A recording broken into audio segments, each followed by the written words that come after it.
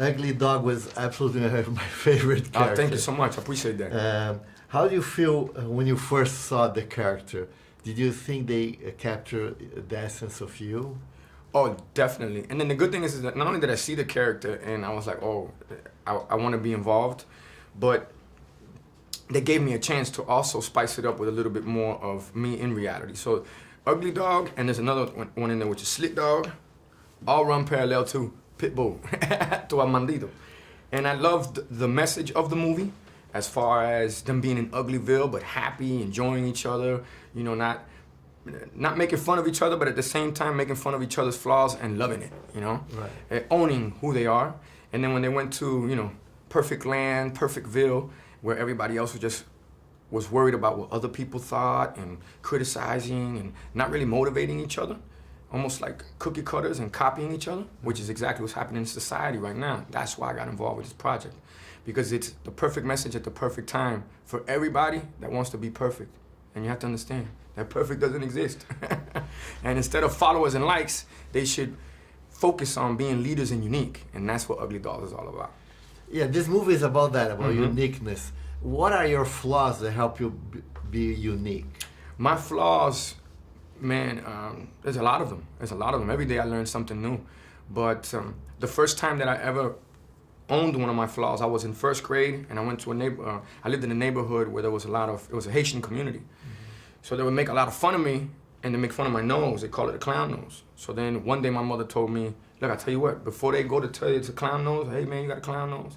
Honk your own nose, call yourself a clown. And I did it. Honk, honk. I know I look like a clown, I get it. And guess what? They never did it again.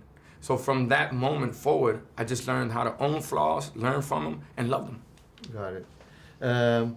You've done some voice acting before with Epic. Yes. What do you enjoy about this process? What I love about the process is that I love to hear and envision things before they happen, because the same thing I do with music. You know, I have an idea of a beat that I want to do, who's going to be on the hook, or how we're going to do it. You know? And with animation, they already see it, but we don't. So when they're in there coaching you and tell you, oh, try it like this, try it like that, do it like that. And then they take your features and how you move and your motion, and they apply it to a character. I just think it's great. And it gives me a chance. I mean, as a kid, who doesn't love los muñequitos, you know, cartoons and animation? So to be a part of one, it's always cool, fun, and I love the journey.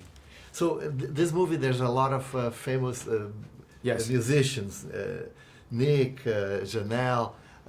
Did you get to interact with them? No, I didn't get a chance to interact with any of them. All of us had very busy schedules, but it's a blessing and an honor to be a part of something with, you know, Kelly Clarkson, Janelle, Blake Shelton, BB Rexa, Nick. And actually, by default, before I signed on to the movie, or right about the same time, me and Blake Shelton had a concert together.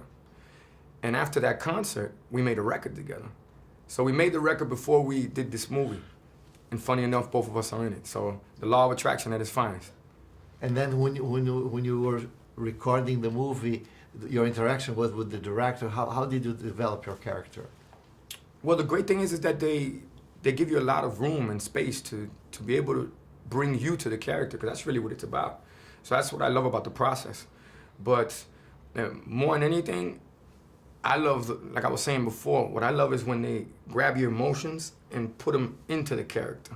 So you don't get a chance to see that at first. All you're looking at is just drawings, and they're basically putting you in the scene so you can picture it. So for them to coach you through that and you deliver, I love the process. I love the process of saying, you know, one word 200 times until they get the one that they need. It's a lot of fun.